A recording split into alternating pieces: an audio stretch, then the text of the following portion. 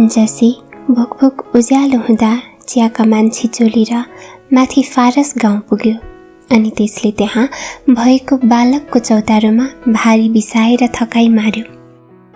त्यो साँधको चौतारोमा बसेर आफू आएको बाटो हेर्दा त्यसले देख्यो चिया कमान र फारस अलग्गै छुटिएको अनि आफूलाई पायो सधैँका निम्ति चिया कमानदेखि बाहिर कमानभित्र बसेर जीविका चलाउने अधिकार खोजिएको।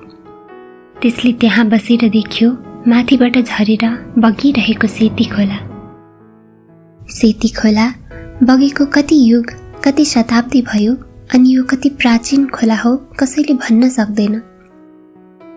तलबाट हेर्दा आसमान छोला जस्तो पर्वत शिखरमा यसको मुहान भएको धेरै पछि पत्ता लागेको थियो।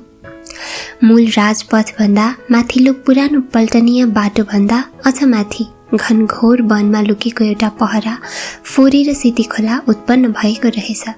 जसरी शिवजीको जटाबाट गंगा अवतीर्ण भएकी छन्। अरू खहरी खोला जस्तो सेती खोला कहिल्यै सुक्दैन। 12 मास त्यसमा पानी बगिरहेको हुन्छ। वर्षामा त्यो डरलाग्दो गरी उर्लन्छ। सेती खोलामा अरू कति ससाना खोलाहरू माथि माथिदेखि नै मिसिन आउँछन्। सेती खोला बग्ने भूभाग यस्तो छ जहाँबाट निस्केका ठूला वा सानातिना खोलाहरू कहिल्यै सुक्दैनन्।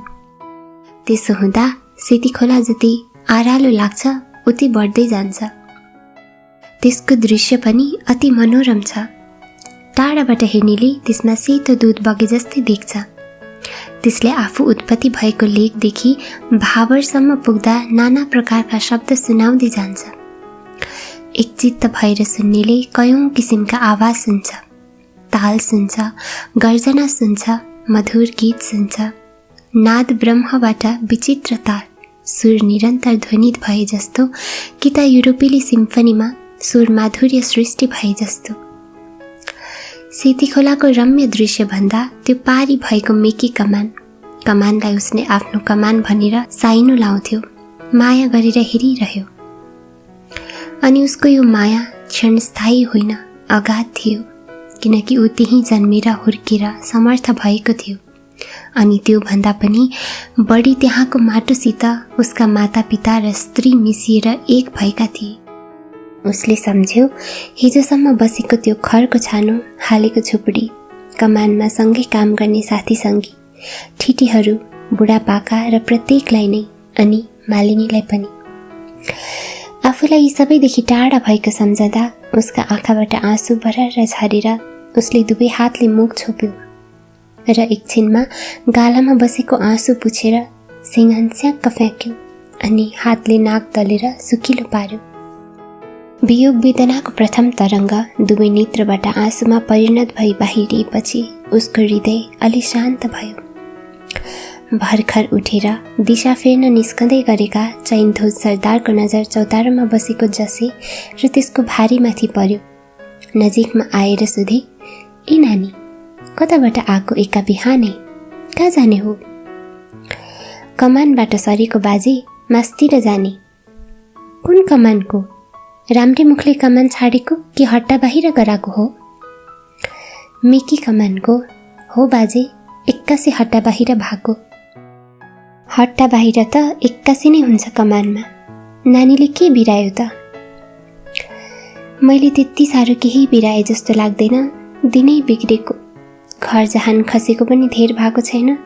त्यहाँदेखि दशा लागेको लागेछ। कमान किन छाड्नु पर्यो? जसले त्यो सब बेली विस्तार लाउन आवश्यक ठानेन। चैनध्वज सरदारले पनि व्रता खोजिनीति गर्ने इच्छा गरेनन्। घरको आँगनमा आएर उभिएकी सरदारनीले पनि ती दुईजनाको कुरा सुनिन्। सरदारनीको मातृ हृदय जसै बिचली परेको सुनेर द्रवीभूत भयो। तिनले त्यो चिया कमानबाट निर्वासित ठिटोलाई आफ्नै घरमा राख्ने इच्छा गरिन् र सरदारलाई आफूतिर डाकेर आफ्नो मन्तव्य प्रकट गरिन्। सरदारले एक बातमै मानिहाले, किनकि घरमा एउटा गोठालाको साह्रै खाँचो परेको थियो। पुरानो गोठालो पहाड गएको 6 महिना बितेर पनि फर्केको थिएन। औ भर पर्दो अर्को गोठाला अझ पाउन सकेका थिएन। सरदारनीले जसैलाई सिकुवामा बसाएर तातो चिया र चिउरा खान दिन्। मिठो चिया र चिउरा सित्तैमा खान पाउँदा जसैको अन्तरात्माले सरदारनीलाई धन्यवाद दियो।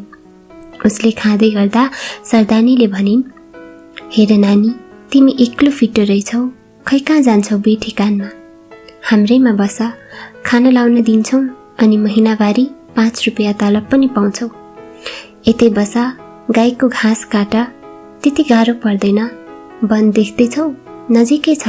सरदारनीले कुरा टुङ्ग्याउन नपाई दोस्रो विचारधाराले मन बदलाइदिएका सरदार बोल्न थाले, होइन होइन, यो केटा यहाँ नबसोस् होला।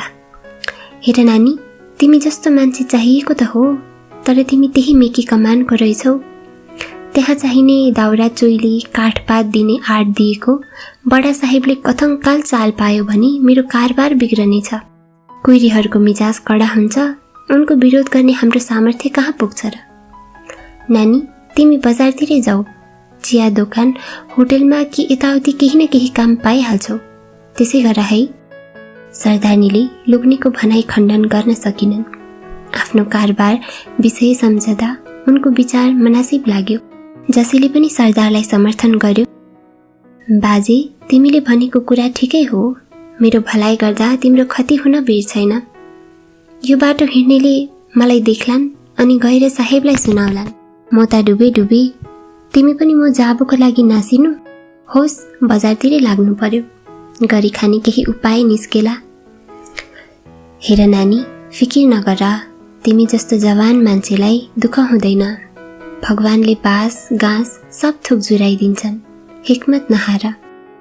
सरदारले विदाईमा स्वस्ति वचन सुनाए अनि निर्देश दिए, दार्जिलिङको रेल स्टेसनकै उता माथिल्लोपट्टि एउटा ठुलो चिया दोकान छ। त्यसको यतापट्टि रिक्सा डन्डीहरूको अड्डा छ। तिमी त्यहीँ जाऊ अनि मैले पठाएको भन्नु दोकानको मालिकलाई। उनी एकदम असल मान्छे छन्, तिम्रो लागि केही तरतिब गरिदिनेछन्। मेरो कुरा मनमा राख र कतै नअल्मली सरास त्यहीँ जाऊ र बुढा दोकानेलाई दुःख पोख।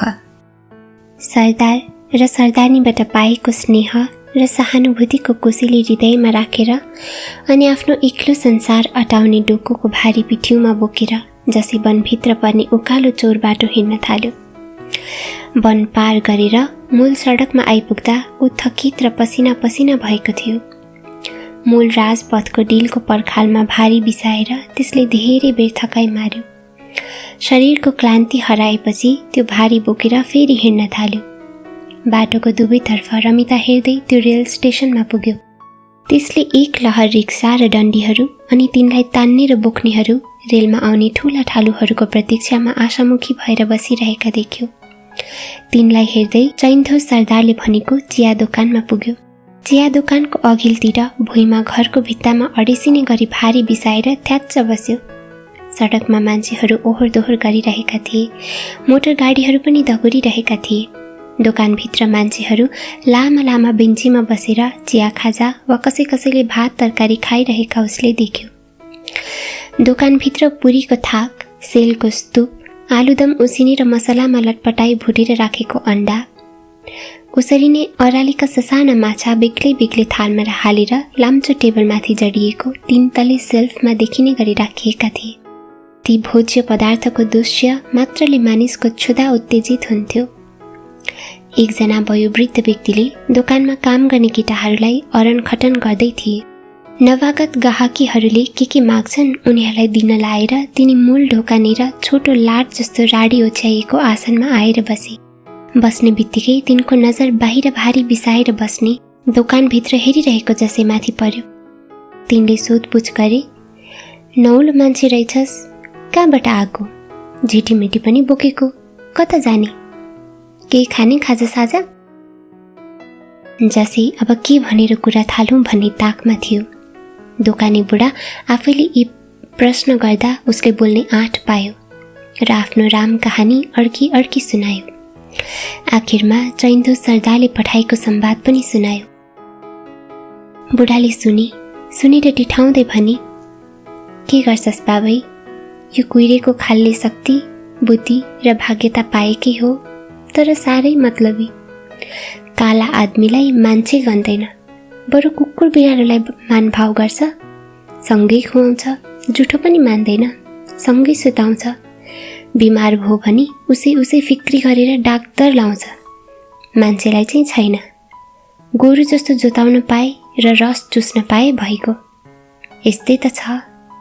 यसै उसले गान्धी महात्माले यिनलाई थरहरी पार्दैछन्।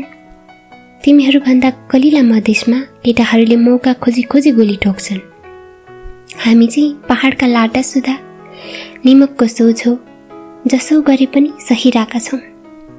खैर, यो सब राजनीति त बुझ्दैनस्। खाजा खाने? यता आएर बसेर खा। भोकले हत्तु भएको जसैले पुरी, सेल, आलुदम र चिया मागेर पेट भरुन्जेल खायो।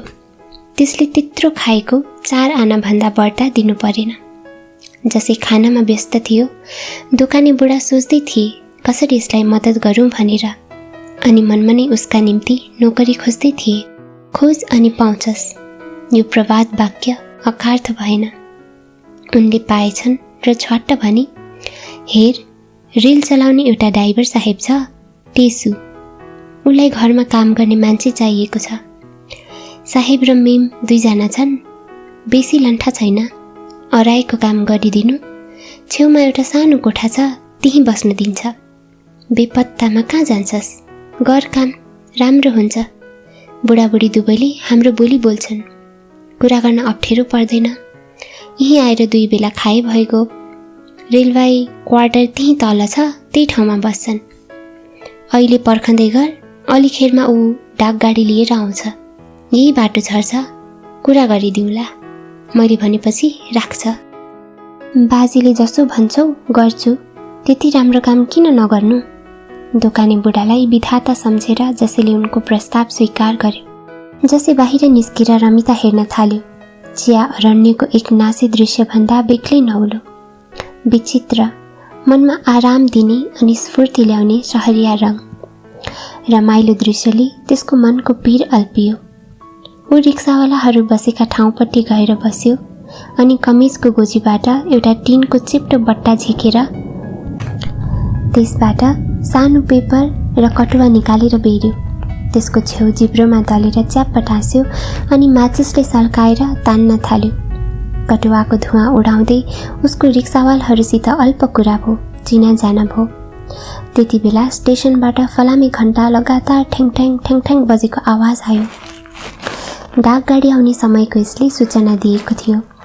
रिक्सावालहरू जराकजुरुक उठे अनि पोल्टाबाट मैलिसकेको रुमालहरू निकालेर रिक्सा र डन्डीहरू पुछपाछ गर्न थाले। एकछिनमा रेलको इन्जिनबाट निस्केको खिरिलो सिटी सुनियो। दक्षिणतिरको घुम्तीमा धुवाँको मुस्लो अक्कासिएको देखियो। रेलको झकझकी आवाज अघि बढ्दै आयो। सिलगढीबाट आएको यो डाकगाडी दार्जिलिङको होचो एकतले स्टेसनमा पसेर अडियो। यात्रीहरूको भिड स्टेसनबाट बाहिरियो। कयौं साहेब मेम, मिसी, बाबाहरू, पारसी, सोहरा बजीले रेल स्टेसनमा थापेको उच्च श्रेणीको रेस्तराँमा खाना खान बसे। कति चाहिँ बाहिर आएर रिक्सामा बसेर हिँडे, कति पैदलै। तिनका किसिम किसिमका बाकस, सुटकेस, छालाका ब्यान्ड बक्स र बोर्डिङहरू बोकेर स्टेसन कुर्ने कुल्ली कुलिनीहरूको ताँत छुट्यो। एउटा सेतै फुलेको वृद्ध अङ्ग्रेज अनि ऊ जस्तै बुढी मेम साहेब एकैवटा डन्डीमा बसे। 4 जना डन्डीवालहरूले डन्डी उचालेर काँधमा राखेर नयाँ होटल जाने उकालो बाटोमा झलाङ झुलुङ नहोस् भनेर कदम मिलाएर हिँडाइ आरम्भ गरे। तिनका पछि पछि फरियाहरू पनि हिँडे। रेल यात्रीहरू स्टेसनबाट निक्रेपछि एउटा ध्वाँसे टोप लाएको तिल चाम्ले केस र लामो जुङ्गा भएको मनक्के अग्लो ठुल्ठुला आँखा भएको एकजना मानिस स्टेसनबाट निस्केर सडकतर्फ आयो। कसो हेर्दा साहेब जस्तो, खलपत्रे अङ्ग्रेज जस्तो त होइन, गहुँगोरो रङ। दोकाने बुढाले उसको नजिकमा गएर सलाम गरे अनि के भने। तिनको कुरा सुनेर त्यो व्यक्ति खुसी भएर हाँस्यो अनि उसको दाहिने हातले बुढाको देब्रे कुम थपथपायो। दुवै दोकानतिर आए। जसै त्यस बेला आफ्नो भारीनेर उभिएर ती दुवैलाई हेरिरहेको थियो। दुवै नजिकै आइपुग्दा निहुरेर सलाम गर्यो। त्यसलाई देखेर त्यो व्यक्तिले मन परायो। दोकाने बुढाले भने, ऊ देखिस्, मैले भनेको साहेब उही हो। उसैकोमा काम गर्नु मैले भनिदिएको छु, लौ जा उसको पछि पछि। ड्राइभर साहेब अघि लाग्यो औ जसै उसलाई छाया जस्तै पछ्याउँदै गयो। ऊ बस्ने क्वार्टरमा पुग्दा एउटी मेम बरन्डामा बेतको चौकीमा बसेकी देखा परी। उसको पनि केश सेतो र कालो मिसिएको, काँधसम्मको रङ लाल वर्णे, आँखा नाक आँखीभाउ एकदम मिलेको, त्यो उमेरमा पनि राम्री। साहेब पनि भित्ताको किलोमा टोप झुन्ड्याएर अर्को बेतको चौकीमा बस्यो अनि दुईजनाको अङ्ग्रेजीमा कुरा भयो। अन्त साहेबले जसैलाई बुझायो, केटा आजदेखि काममा लाग्नु, 10 रुपियाँ तलब, बाहिरको कमरामा बस्नु सक्छ औ बाजेको दोकानमा खाना पाउँछ, अहिले बाजेको पासमा गएर भन्नु और आफ्नो चिजबिज ल्याउन सक्छ यता। यति भनेर साहेब र मेम उठे अनि भित्री कमरामा पसे। जसै अघि झरेको बाटो हिँडेर माथि दोकानमा पुग्यो अनि साहेबले भनेका कुरा बुढा दोकानीलाई सुनायो। बुढाले भने, भइ त गो, 2 बेला यहाँ खा, महिनाभरि 8 रुपियाँ दे, पेटभरि खा, 2 रुपियाँले पाकेट खर्च चलिहाल्छ, भाग्यमा नि रहेछस्, लर्खरिएर हिँड्नु परेन, आजै काम भेटाइस्, तर हेर अराएको काम ठिक ठिक गर्लास्, मेरो बदनामी हुने काम गरिस् भने चाहिँ धोती न टोपी होलास्, यो कुरा मनमा राखेस्, ढुक्कसित गरी खा अब।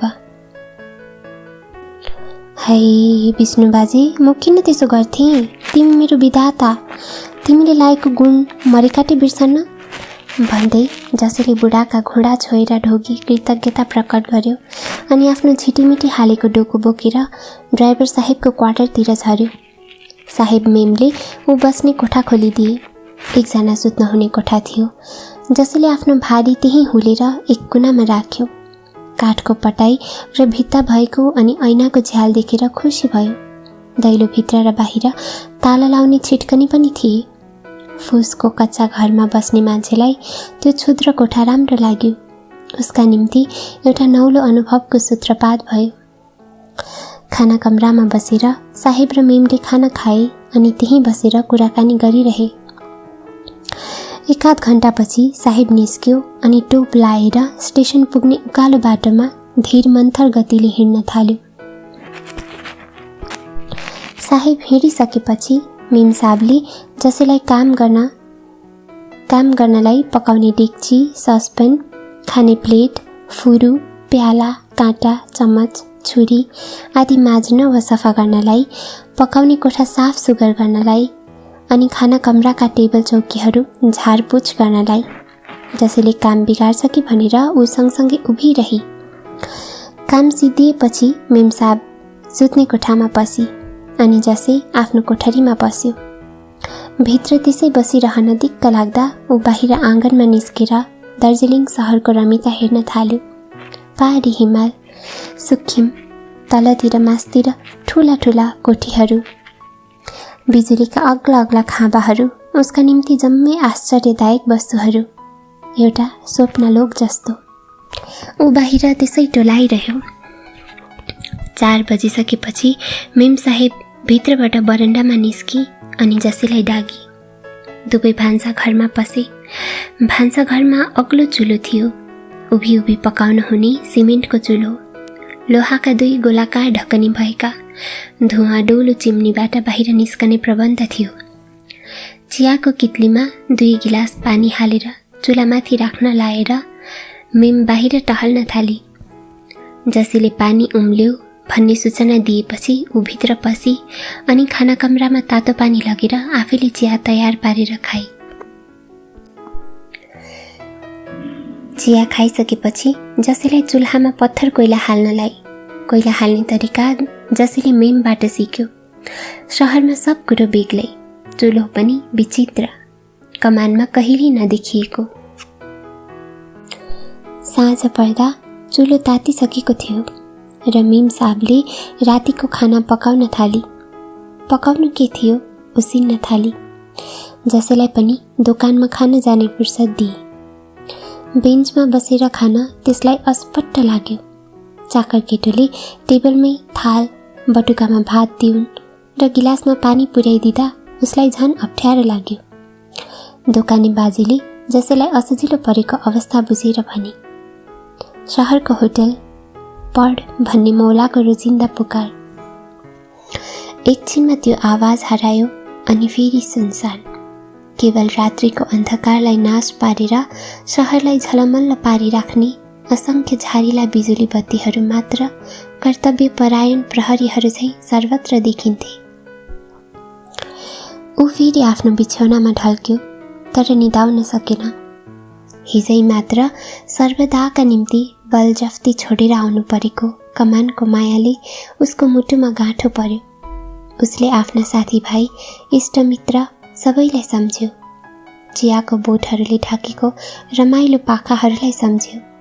सेती खोलाको दुईतर्फी लामो टारलाई सम्झ्यो, जहाँ साथीहरू मिली आइतबारे छुट्टीका दिन पौडी खेल्न जान्थे अनि लुकी लुकी माछा मार्थे, अनि तल त्रिवेणीमा माघे सङ्क्रान्तिमा मेला हेर्न र रमाइलो गर्न जान्थे। सेती देवीको थानमा वर्षेनी एक खेप दुध र फलफुल चिया दोकानमा टेबल बेन्चमै बस्नुपर्छ। खाने मान्छे आउजाउ गरिरहन्छन्। भुइँमा बसेर खानु ठिक पर्दैन, धुलोमुलो पर्छ, दिनेलाई पनि घोप्टिरहनु पर्ने। खा नलजा, बानी हुन्छ। बुढोको उपदेश सुनेर जसले खान थालेर पेटपूर्ति गर्यो। कमानमा छँदा आफूले उमालेर खाएको रातो बगडा, सागको झोल वा सिस्नुको र्याली रसभन्दा बेग्लै स्वाद उसले त्यसमा पायो। चामल पनि राम्रो, स्वादिलो मुसुरीको दाल, तेल मसला परेको चिल्लो सब्जी अनि अचार उसको लागि चाडबाडमा भोज खाए जत्तिकै भयो। ऊ अलमल नगरी रेलवे क्वार्टरमा फर्क्यो। बिजुली बत्तीहरू बलेर बाटाघाटा घरहरू समस्त सहर जगमगाइरहेको थियो। ऊ आफूलाई कसैले इन्द्रपुरीको माझमा खसाइदिए जस्तो लाग्यो। दिनभर हराएको ड्राइभर साहेब 8 बजी राति घर फर्क्यो। खाना कमरामा बसेर दुवैले रात्रि भोजन खाए अनि बैठकमा आएर बसे। बैठकमा होचा कौचहरू, केही ससाना टी टेबल अनि एक कुनामा अग्लो टेबल थियो। भित्तामा पञ्चम जार्ज र सम्राज्ञी मेरीको तस्विर, साहेब र मेम बिहा हुँदाको फोटो अनि साहेब एक्लैको सार्जनी पोसाक लाएको पुरानो फोटो झुन्ड्याइएका थिए। त्यो अग्लो टेबलमा एउटा फोनोग्राफ राखिएको थियो। त्यसबाट निस्केको आवाज फिजाउने ढुङ्ग्रो फेदतिर सुकेको, मुखतिर फुकेको बडोमा धोक्री फूल जस्तो थियो। त्यस फोनोग्राफको ढकनीको भित्रपट्टि एउटा राम्रो कुकुरले अघिल्तिरका 2 खुट्टा टेकाएर फोनोग्राफ बजेको सुनिरहेको तस्बिर थियो। तस्बिरमुनि लेखिएको थियो, हिज मास्टर्स भोइस। एउटा ठाडो पारेर राखिएको सानो काठको बाकस नजिकमा थियो। साहेबले त्यो उगारेर रेकर्डहरू निकाल्यो अनि फोनोग्राफको तावामा रेकर्ड राखेर बजाउन थाल्यो। रेकर्डहरू थिए अङ्ग्रेजी मार्चिङ सङ्घका, अनि जब it's a long way to Tipperary भन्ने रेकर्ड बज्न थाल्यो, साहेबले पनि सँगसँगै सुसिलो पार्दै काठको पटाइमा बुटले ढ्याक ढ्याक ताल दिन थाल्यो। भान्सा कोठामा जुठो बर्तन माझ्दै गरेको जसरी पनि माझ्न छाडेर त्यो सुनिरह्यो। साहेबले झन् चम्की चम्की सुसिलो पार्दा र ताल दिँदा मन थाम्न नसकी ऊ बैठकमा चियाउन आइपुग्यो। साहेबले त्यसलाई देखेर आँखा ठुल्ठुला पारेर अनुहार हँसिलो तुल्यायो। मेम पनि हाँसी। उनीहरूसित आँखा जुत्दा ऊ त्यहाँबाट फर्केर आयो। त्यो रेकर्ड बजिसकेपछि साहेब र मेम के कुरा गरेर हाँसे। त्यसपछि बाजा फेरि बज्यो। जसैको कानमा एउटा अङ्ग्रेजले मोटो स्वरले गीत गाएको अनि एउटी मेम कहालिएको आवाज पर्यो। त्यति बजिसकेपछि साहेब सुत्ने कोठामा पस्यो। मेमले सिकाए अनुसार जसैले पकाउने भाँडा बर्तन चुल्होका ताकहरूमाथि मिलाएर राख्यो अनि फुट्ने प्लेट कपादी खाना कमराको टेबलमा लगेर राखिदियो। मेम साहेब आफैले तिनलाई खाना कमराको अग्लो वार्निसले चम्काएको राम्रो अलमारीमा जोगाएर ठिक ठिक ठाउँमा राखी र जसैलाई फुर्सद दिए। जसैले आफ्नो सुत्ने कोठामा गएर ढिब्री बत्ती बाल्यो। काठको उबानो पटाइमाथि आफ्ना पुराना थोत्रा ओढ्ने ओछ्याउने डोकोबाट झिकेर मिलायो अनि बत्ती फुकेर ऊ ओछ्यानमा पस्यो। गए रात नसुती छर्लङ्ग काटेको र भारी बोकेर त्यति लामो बाटो हिँडेर आएको थकाइले गर्दा भुसुक्क निदायो। आधा रात बितिसकेपछि ऊ बिउज्यो अनि रातिको सुनसानमा कसैले लैबरी गाए जस्तो लामो तान उसको कानमा पर्यो। ऊ अचम्म लागेर उठ्यो। उसले बन्द झ्यालका काँचमा टाउको टसाएर बाहिर हेर्यो अनि कान ठाडो पारेर सुन्यो। माझमा भाका घुमाइएको आवाज आइरह्यो। त्यो आवाजमा लुकेका शब्द पनि उसले बुझ्न सकेन। बुझोस् पनि के र, त्यो त आजानको आवाज थियो। मस्जिदको अग्लो मिनारमा उभिएर अल्लाहको याद गराउने। उठ अनि आफ्नो मालिकलाई सम्झेर नमाज चढाउन छिमेकीहरूसित मिलेर गएको पनि उसले छलछली देख्यो। उसलाई आफ्ना 3 पिँढीले बास गरेको त्यो पुरानो झोपडीको झन् साह्रो याद आयो। यस्तो अप्रत्याशित बिछोड र बहिष्कारको कुनै दिन आफूमाथि मार पर्ला भनेर उसले एक जात जिताएको थिएन। तर मार पर्यो एक्कासी नै। उसको दुर्भाग्य भनौँ वा प्रारब्ध, विधिको विधान भनौँ वा स्वेच्छाचारी म्यानेजरको मन परिशासन। दुर्घटनामा वा अचानक हृदय गति रोकिएर मर्दा आफन्तका मुटुमा जस्तो चट्याङ पर्छ। खोला बढेर घरबारी जम्मै बगाएर लगिदिँदा कि त आगो फुत्केर घरसहित श्री सम्पत्ति स्वाहा पारिदिँदा घर परिवारमा जस्तो प्रहार पर्छ जसैलाई त्योभन्दा कम्ती भएको थिएन। जसैको मन एकदम बिग्रियो। उसले सम्झ्यो उसको दुर्दशा गराउने त्यही मालिनी हो, जुन मालिनीबाट उसले छल कपट गरेको थिएन, वरञ्च एकै किसिमको अचानोमा परेको सम्झी दुवै मिलेर दुखी जीवनको रहल आयो एकअर्काको सहानुभूतिको टेवा थापेर गुजार्ने। त्यस्तो दया माया नभएकी मालिनीसँग ऊ बिख्नै रिसायो। कुनै दिन त्यस निठुरीलाई भेट्टाए त्यसले कहिले नबिर्सिने गरी साटो फेर्ने सङ्कल्प गर्यो। तर अब कहाँ भेटाउने अनि कसरी साटो फेर्ने ऊ आफै जान्दैन थियो। कहाँको मान्छे कहाँ आएर बास पाएँ भनेर सम्झँदा उसलाई सपना जस्तो लागेको थियो आफ्नो जुनी। चिया कमानमा एकनासी जीवन बिताइरहेको मानिसका निम्ति एउटा अकस्मातको हुरीले पर्खन नदिई यत्रो परिवर्तन ल्यायो। यसो हुँदा जसले आफूलाई सम्हाल्न सकेन ऊ अलमल्ल पर्यो। उसको कोठाका झ्याल कसैले बाहिरबाट हल्कासित ढकढक्याए जस्तो लाग्यो। उसले उठेर खिड्कीबाट बाहिर हेर्यो।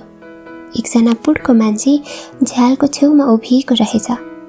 त्यसले देख्ने बित्तिकै हातको चालले जसैलाई बाहिर निस्क भन्यो। जसैले आफ्नो कोठाबाट निस्केर मूल ढोका खोलिदियो। पुड्को मान्छेले भित्र पसेर आफ्नो परिचय दिँदै भन्यो, म साहेबको रेलको विक्रमान। साहेबको पुरानो नोकर गएपछि बिहान आएर आगो सल्काइदिन्थे। तिमी काममा लागेको कुरा साहेबले हिजो भन्यो। अलिक दिन सिकाइदिन्छु, पत्थर कोइला कसरी बाल्नुपर्छ। जुवान मान्छे सिकिहाल्छौ, कुनै भारी बात छैन। चिनापर्ची भएपछि दुवैजना भान्सा कोठामा पसे। विक्रमानले जसैलाई अग्लो सिमेन्टको चुल्होमा आगो बाल्ने तरिका सिकायो अनि धुवाँ गइसकेर आगो बल्न थालेपछि एउटा डेक्चीमा पानी हालेर चुल्हामाथि बसाउन लायो। देख्यौ त पत्थर कोइला कसरी सल्काउनु पर्छ। बिहान सधैँ 5 बजी उठेर पहिले आगो सल्काइहाल्नु अनि पानीको डेक्ची बसाउनु, नत्र साहेबलाई ढिलो हुन्छ। नखाई काममा जानुपर्छ। तिमी आएर अब मलाई पनि फुर्सद भयो। के गर्नु, ऊ त आफू पनि गाडी छुट्नुभन्दा 1 घण्टा अघि नोकरीमा हाजिर हुनुपर्छ। साहेबको हुकुम नसुनौ त्यो पनि नहुने। ल है, राम्ररी काम गर, म हिँडे। यति भनेर विक्रमान निस्क्यो। 5:30 मा टेबल घडी खिरिङ रिङ बज्यो। साहेब र मेम सुत्ने कोठाबाट निस्के। मेम चुल्होनिर पुगी अनि पाउरोटीका स्लाइस तारको जालोमा राखेर आगोमाथि सेकाई। एउटा गिल्टीको सानो भाँडामा कुखुराको अन्डा हाली त्यसमाथि तातो पानी खनाएर ढकनाले छोपिदिए। कित्लीमा नापसित चियापत्ती हालेर तातो पानी चुल्होमाथि राखी। खाना कमरामा पसेर प्याला पिरिच प्लेट, चमच, छुरी, काँटा, नुन र मरिचको धुलो हालेका तथा बिर्कोपट्टि ससाना छिद्र भएका डिबिया 2 टेबलमा सजाई। मिमले एउटा प्लेटमा सेकेका रोटीका 2 स्लाइस, बोक्रा ताछेको एउटा उसिना अन्डा हालेर अनि एउटा ठुलो प्यालामा गरम चिया भरेर साहेबको अघिल्तिर टेबलमा राखिदिए। साहेबले पहिले चिया सुरुप खायो, रोटी चपायो अनि चियाको सहाराले मुखमा मसिनिएको रोटी निल्यो। छुरी टिपेर अन्डालाई 4 फ्याक पार्यो अनि तिनमाथि नुन र मरिचका धुलो छर्क्यो। ती 4 टुक्रालाई काँटाले घोचेर उठाई मुखमा पालैसित हाल्यो। त्यसपछि मेमले खाली कपमा हालिदिएको तातो चिया बिस्तारै खान थाल्यो। चिया खाइसकेपछि टेबलमा राखिएको अर्को प्लेटतिर हात लम्काएर 2 कोसा केरा तान्यो। बोक्रा ताछेर ती पनि खायो। तृप्त भएपछि रुमालले खाने मुख हल्का पाराले पुछ्यो। रुमाल पट्याएर गोजीमा हालेपछि त्यसले अस्कोटको देब्रे माथिल्लो सानो बगलीबाट पाकेट घडी झिकेर टाइम हेर्यो। मेमलाई अङ्ग्रेजीमा केही भन्यो अनि जसैलाई पनि मेम साहेबले भनेका कुरा राम्ररी सुन्नु अनि अराएको काम ठिक गर्नु, नबुझे सोध्नु भन्ने अर्थी दिएर टोप काखीमा च्यापेर स्टेसनको उकालो बाटो लाग्यो। गाडी छुट्नुभन्दा आधा घण्टा अघि नै फायरम्यान र विक्रमानहरूले डिब्बा जोडिएको इन्जिन प्लेटफर्ममा तयारी गरिदिराखेका हुन्थे। यात्रीहरू पनि रेलमा चढिसकेका हुन्थे। ड्राइभर साहेब स्टेसन मास्टरको आदेश र लाइन क्लियरको पर्चा पाएपछि इन्जिनमा चढेर प्याकेट घडी निकालेर हेर्थ्यो र पर्खन्थ्यो। घडीका काँटाले 7 बजेको इङ्गित गर्दा ऊ इन्जिनको सिटीको डोरी तान्थ्यो अनि रेलगाडीको पुच्छरपट्टि मन्टो बाहिर निकालेर हेर्थ्यो। त्यहाँबाट गार्डले हरियो झन्डी हल्लाउँदै सिटी फुकेपछि उसले इन्जिनको सिटी फेरि एकछिन बजाउँथ्यो अनि इन्जिनका यन्त्रहरू चालु गर्थ्यो। इन्जिन भारी आवाज निकालेर अघि सर्थ्यो र यात्रीहरूले भरिभराउ भएका डिब्बाहरू सँगसँगै तानिन्थे। उसको कर्मक्षेत्रको सिमाना खरसाङ रेल स्टेसनसम्म थियो।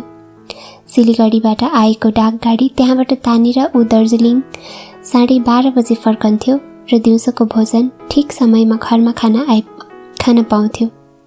रेलगाडीहरू समय तालिका अनुसार चल्थे, ढिलो हुने प्रश्न नै उठ्दैन थियो। साहेबसँगै बसेर मेमले खाली 1 प्याला चिया खाएकी थिए। साहेबलाई खुवाएर पठाएपछि उसले फुर्सद पाई। शौचकर्म सिध्याइवरी उसले स्नानगारमा बसेर दन्तमञ्जन गरी अनि मुखसुख धोएर भान्साघरमा प्रवेश गरी। आफ्ना निम्ति उसले 2 स्लाइस रोटी सेकाई, तावामा मार्गरिन पग्लाएर एउटा अन्डा डामी अनि एउटा ठुलो प्यालामा चिया हाली। एउटा एनामेलको मगमा पनि चिया मनग्गे हाली। खाने टेबलमा लगेर राखी उसले हतार नगरिकन ती जम्मै र फल पनि खाई। मगमा हालेको चिया जसैलाई खानु भन्ने आदेश गरी। जसैले भाँडा बर्तन प्याला पिरिच जति जुठो भएका थिए राम्ररी माझ्यो। मध्याह्न भोजन पकाउने सुरसार गर्न लागि मेम साहेब। जसैलाई दोकानमा गएर खाने छुट्टी भयो। ऊ खाएर फर्केपछि मेमले खाना पकाउन आरम्भ गरी।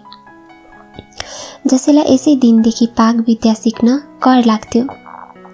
हुन त कमानमा एक्लो छँदा एकजनाको लागि बगडा, गुन्द्रुक, साग आदि उमाल्न र निङ्ग्रो र मासु भुट्न जानेको थियो। त्यो सिप सहरमा, त्यही पनि साहेबी ढाँचाले बस्नेका घरमा काम नलाग्ने रहेछ। दुनियाँ बेग्लै, यहाँसम्म कि आगो फुक्ने विधि पनि बेग्लै। कहाँको काठको कोइला, चोइटा, मट्टी तेल सब हाल्नुपर्ने। कमानमा झिझा, झिक्रा, दाउरा अगेनामा घुसार्यो, बल्न थाले। मेमले पकाएको 2 जनाको खाना पाक्न बेर लागेन। तातो चुलोमाथि डेक्चीहरू राखेर मेमले जसैलाई घरझाड बढार गर्न लगाए। दिउँसो माथि स्टेसनबाट डाकगाडीको आगमनको आवाज तल सुनियो। आधा घण्टाभित्रमा ड्राइभर साहेब पनि क्वार्टरमा आइपुग्यो। ऊ सधैँ यही समयमा आइपुग्थ्यो।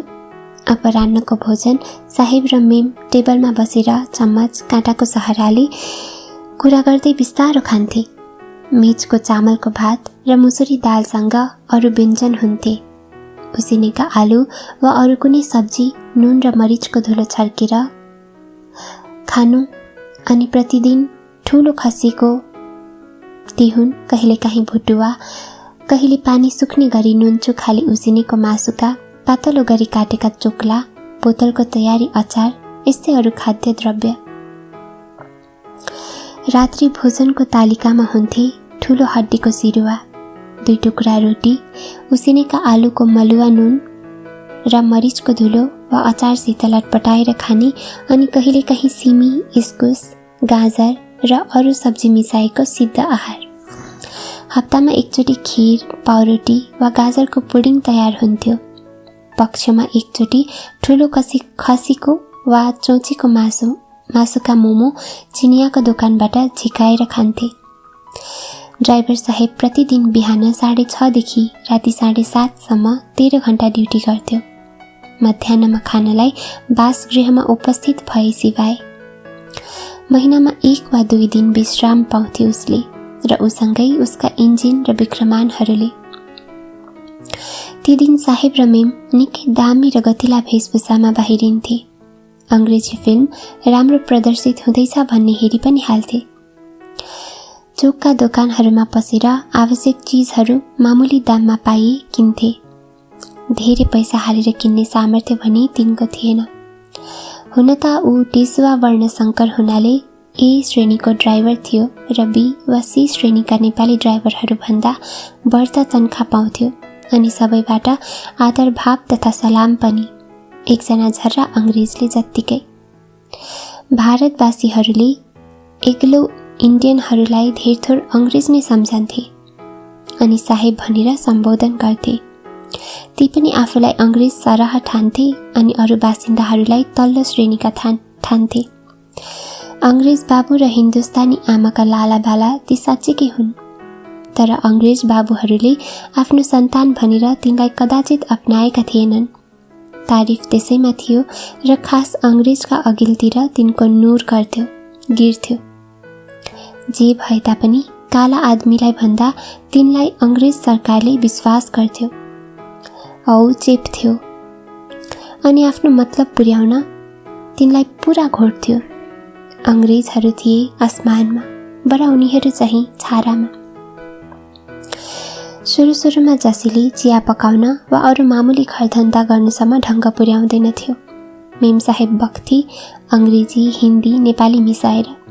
जसी बुझ्दैनथ्यो कचकच गरेको हो कि उसलाई घरधन्दाको विधि पढाएको हो।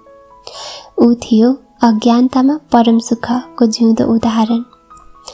रहँदा बस्दा जसीले काम कुरो सिक्यो। ऊ दिनदिनै होशियार हुँदै गयो अनि खाना पकाउन सिपालु भयो। बजारबाट विभिन्न पसलबाट आवश्यकीय जिनिस किन्न पठाउँदा दरदाम मिलाई ठिक ल्याउन सक्ने पनि भयो। 2 छाक भातमाथि दोकानमा 2 बेला चिया क्वार्टरमै खान पाउँथ्यो। फाल्टु खर्च कटुवा र पेपर किन्नमा हुन्थ्यो। त्यो पनि छोडेर बिडी खान थालेको थियो। सजिलो अनि सस्तो, सिर्फ 2 पैसामा 20 वटाको बन्डल। साहेब डाँटे चुरोट खान्थ्यो अनि खुद खुश दिल थियो। बेला बेलामा अंग्रेजीमा पाखे गाली गर्थ्यो अनि हो गरेर हाँस्न थाल्थ्यो। मेमको दया माया ऊप्रति सकेसम्म बढेको थियो, किनकि जसले उसलाई कामले जितिसकेको थियो। घरधन्दा अनि हरेक कुरामा ऊ पास भइसकेको थियो। साहेब र मेम कहिलेकाहीँ त्यसलाई जिस्काएर भन्थे, हेर जसे त हाम्रो कान्छो छोरो होस्, हाम्रो राम्ररी हेरचाह गर, घर ठिकसित हेर्लास् भनेर दुवै घुम्न निस्कन्थे। साहेबको छुट्टी नहुँदा मेम एक्लै चिनाजाना एक्लो इन्डियन परिवारका घरमा भेट्न जान्थे। उसरी नै अरू परिवारका मेम वा दम्पति आउँदा उनको अभ्यर्थना गर्न औ उनीहरूसित बातचित गर्न उसले प्रशस्त समय पाउँथे। कान्छा छोराको साइनो पाउँदा जसले साहेब र मेम एक खेप गफ गर्दै गरेको अवसरमा निर्दोष पाराले सोधी पठायो, म त हजुरहरूको कान्छो छोरो, जेठा चाहिँ को होला? सोधिसकेपछि उसलाई डर पनि लाग्यो। त्यहाँबाट भागी छानु पनि अझ नजाती। दुवै उसको प्रश्न सुनेर हाँसे अनि साहेबले बतायो, मेरो छोरा स्टेनली कलकत्ता पुलिसमा सार्जन साहेब छ। ऊ हरदम गभर्नर लाठको कोठीमा ड्युटी दिन्छ। बहुत कडा र विश्वासी अफिसर हो। उसको मेम साहेब और एक केटा अनि एक केटी, 2 नानी पनि छ। अब बुझ्यौ? हजुर, कति राम्रो रहेछ नि। बिचरा जसीले उसलाई कता हो कता ठुलो अफिसर सम्झेर सरल मत प्रकट गर्यो। समय बित्दै जाँदा जसीमा सहरको रस भिज्यो। उसले यो परिवर्तित वातावरणमा आफूलाई अनुकूल तुल्याउन समर्थ भयो। केवल रातै मात्र कहिलेकाहीँ हत्तपत्त निन्द्रा नलाग्दा वा निदले एका बिहानै छाड्दा उसलाई चिया कमानको यादले सताउँथ्यो। तर दोकानी बाजेले बेला बेलामा दिएको अर्ती र उत्साहको स्मरण गरेर ऊ आफ्नो मन बाँध्थ्यो। जसले काम गरेको यस्तै 7-8 महिना भएको थियो। एक दिन राति घर फर्कँदा साहेबले मेमलाई ऊ दार्जिलिङबाट 3 धारे बदली भएको समाचार सुनायो। जसलाई पनि भन्यो, यस्तो स्थानान्तरणको हठात संवादले तिनैजना विचलित भए। यो हुकुम प्रकाश भएको थियो दार्जिलिङ हिमालय रेलवेको मुख्य कार्यालय खरसाङबाट। साहेब र मेमलाई स्वास्थ्य राम्रो रहने र सुख सुविधा एवं सुजातीय समाजको अभाव नभएको दार्जिलिङ सहर छोड्न मन परेन। तर बदलीको हुकुम एकचोटि निस्केपछि त्यसलाई बदर गराउन नसकिने थियो। आदेश पत्रमा 1 महिनाको समय दिएको थियो। बिस्तार बिस्तार चिजबिज हालेर बाकसहरू ठोक्ने, कुम्लो कुटुरो पार्ने आरम्भ भयो। ड्राइभर दम्पतिले जसोतसो विश्वासी र कामधन्दामा सिपालु नोकरलाई सँगै लैजाने विचार गरे। तर जसी नयाँ ठाउँमा जान राजी भएन। उसलाई 3 धारे कहाँ हो कहाँ जस्तो लाग्यो। दोकानी बाजेले पनि सल्लाह दिए, मन परेन भने नौलो ठाउँमा नजा, यतै काम खोज। काम नपाउँछे यही दोकानमै सघा, त एक्लोलाई के को दुःख, एउटा बन्दोबस्त होइजाला। साहेब र मेमले कर लाएनन्। दुवैले माया गर्थे। अब यसले के गरी खाला भन्ने सुर्ता पर्यो। ड्राइभर साहेब जर्मनसितको प्रथम महासमरमा ब्रिटिस फौजमा सार्जनसम्म भएर रिलिज भएको थियो। भूतपूर्व सैनिक हुनाले उसका निम्ति दार्जिलिङको सोल्जर्स क्लबको ढोका खुल्ला थियो। बेला बखतमा ऊ त्यहाँ पस्थ्यो र क्लबको सञ्चालक अफिसर र गोरा अदर र्याङ्क्सहरूसँग उसको राम्रो परिचय भएको थियो। ऊ सर्वप्रिय भएको थियो किनकि रम खाँदै वा चुरुटको धुवा फुक्दै गोराहरूलाई फ्रान्स जर्मनीमा भएका किस्साहरू चाखलाग्दो पाराले सुनाएर सबलाई मक्ख पार्थ्यो। एक दिन त्यहाँको 3 तारे अफिसरलाई मौकामा भेट्दा क्लबमा नोकर चाकरको काम खाली छ कि भन्ने उसले प्रश्न गर्यो। उत्तर पायो, तिमीले ठिक सवाल गर्यौ, काम खाली भएको छ, चौकीदारको, मान्छे छट्टै चाहिएको छ। ड्राइभर साहेब अत्यन्त प्रसन्न भयो, कानुले आँखो पाउँदा जस्तै। अन्त उसले जसैका निम्ति सिफारिस गर्यो। फौजी पाराले 2-4 सवाल गरेर सन्तुष्ट भएपछि 3 तारे अफिसरले जसैलाई काममा बहाल गर्ने वचन दियो। पहिला तारिखदेखि जसैले सोल्जर्स क्लबमा चौकीदारको काम गर्न थाल्यो। तलब पाउने भयो महिनावारी 15 अनि बस्ने कोठा क्लब मनी नौकरानमा। त्यहाँ अरू 3 परिवार पनि बस्थे, एउटा मार्काको, अर्को बेहराको अनि तेस्रो मालिकको।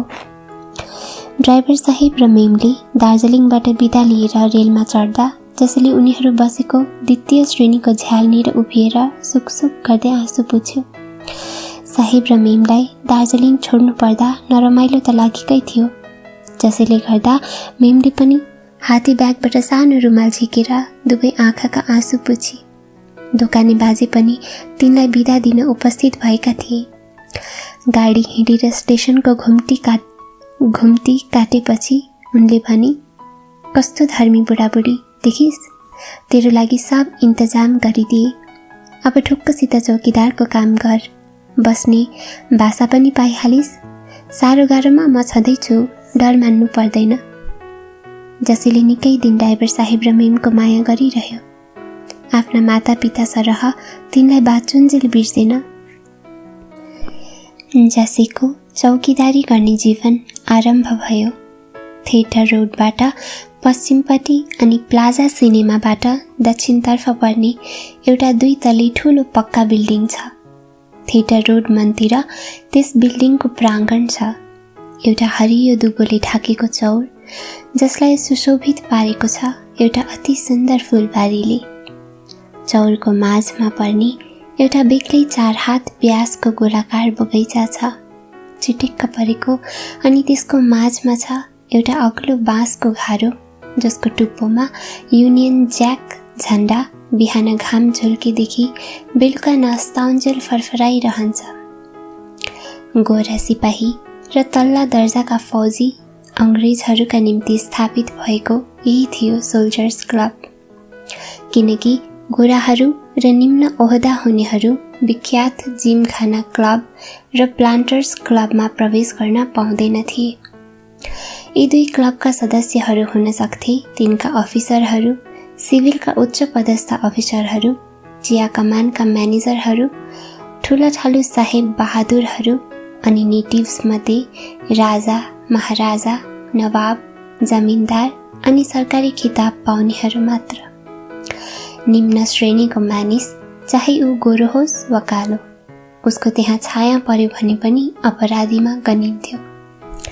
त्यहाँ निषेधका फलामे बारहरू तिर्जाइएका थिए, जसले गर्नुपर्ने काम थिए क्लब बिल्डिङ र कम्पाउन्डको चौकीदारी गर्नु, फाल्टु मान्छे र केटाकेटीलाई हाताभित्र पस्न नदिनु, फौजीहरू आएका बेलामा उनको सेवामा हाजिर हुनु अनि सबै गइसकेपछि बिजुली बत्तीहरू निभाउनु र झ्याल ढोकाहरू थुनेर ताल चलाउनु। गोराहरू आलिबुङ र जलपहाड फर्कँदा आधी रात हुन्थ्यो, तर उनीहरू सधैँ आउन पाउने हुकुम थिएन। खाली शनिबार, रविबार साप्ताहिक खर्च थापेर सहर आउन पाउँथे। उनीहरूका पर्व आदिमा वा ब्रिटिस साम्राज्यका गुरुत्वपूर्ण दिनहरूका बिदामा पनि उनीहरू सेक्सनमा आउन सक्थे। यहाँ उनीहरूलाई सस्तो दाममा मद किनेर खान पाउने व्यवस्था गरिदिएको थियो।